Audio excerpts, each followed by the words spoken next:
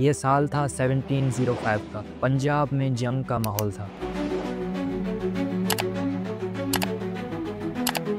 और मुगल एम्पायर अपनी पीक पे था। और उस दौरान एक औरत ने हथियार उठाया, एक औरत जो सिर्फ लड़ी नहीं बल्कि इतिहास बदल दिया। उस औरत का नाम था माई भगो।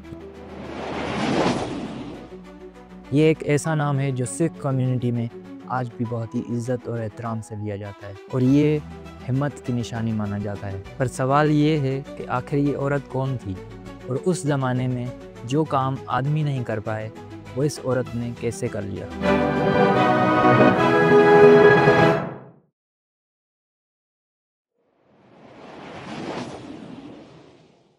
माई भगो पंजाब के एक छोटे से गांव में पैदा हुई जिसका नाम था जबल कलान। उसके वालिद मल्लू शाह गुरु गोबिंद के सिपाही रह चुके थे। छोटी उम्र से ही माई भगो ने ये जान लिया था कि आज़ादी सिर्फ दुआओं से नहीं आती बल्कि कभी कभी तलवार भी उठानी पड़ती है। जब दूसरी लड़कियां खेलती थी वो उस उम्र में ही तलवारबाजी सीखती थी। उनके अंदर एक आग थी जो जल जल के इतिहास बन गई। 1704 तक मुग़ल फ़ौज ने अनंतपुर को घेर लिया था। इसमें बहुत सारी परेशानियां आई, खाना ख़त्म, पानी कम, लेकिन ईमान अभी भी मजबूत था। मुग़लों ने एक मांग की कि गुरु गोबिंद अपने आप को सरेंडर कर दें और फिर अमन ही अमन होगा। पर ये एक बहुत बड़ी चाल थी और ये चाल जब लोगों के सामने आई तो लोगों में एक डर फैल गया। 40 सिख उठकर ये बोले कि हम अब गुरु गोबिंद के सिख नहीं हैं। सोचो, एक औरत जिसका ईमान बहुत मजबूत था वो इस बात को सुनकर कितनी हैरान और परेशान होगी। जब माई भगो ने ये बात सुनी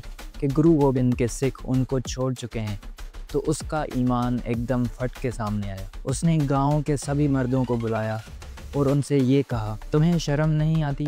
गुरु के लिए जान देना सिख का फ़र्ज़ है और तुम लोग भाग गए। उसके लफ्ज़ों में आग थी और उसके आँखों में बिजली, और वो आग उन्हीं 40 सिखों में भी पैदा हो गई। उन्होंने कहा कि चलो हम गुरु के पास वापस चलते हैं। और उसी के बाद ये जंग शुरू हुई जिसमें सिर्फ तलवार नहीं बल्कि ईमान भी लड़ा। किडरना दा पिंड, जिसे आज मुख्तसर कहते हैं, इधर 10,000 मुग़ल फ़ौज और एक गांव के 40 सिख और माई भगो जंग लड़ते हैं।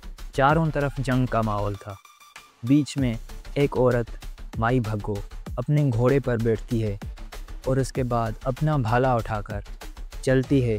कहती है कि आज खालसा अपनी आन बचाएगा। एक एक करके वो 40 सिख शहीद हो गए, पर उन 40 सिखों ने मुग़ल फ़ौज के 100 को नीचे गिराया। जब धूल बैठी तो सिर्फ एक चेहरा सामने आया, माई भगो। जब गुरु गोबिंद वहाँ पहुँचे उन्होंने महान सिंह का हाथ पकड़कर एक दुआ दी, तुसी मुक्त हो गए हो। और तब से वो सिख 40 मुक्ते कहलाए हैं, यानी 40 लिबरेटेड साउल्स। माई भगो बुरी तरह ज़ख्मी थी लेकिन ज़िंदा थी। बाद में माई भगो ने गुरु गोबिंद सिंह जी के पर्सनल बॉडीगार्ड का काम किया। सिर पर पग, हाथ में हथियार और अंदर एक लावा जैसी हिम्मत। गुरु गोबिंद सिंह जी के मरने के बाद वो अपने गांव चली गई जहां पर उन्होंने आखिरी वक्त मेडिटेशन करते हुए गुजारा। उनका घर आज एक गुरुद्वारा बन चुका है और वहाँ जब आज भी लोग उनकी कहानी सुनते हैं तो उनके आंखों में आंसू आ जाते हैं। आज भी जब एक औरत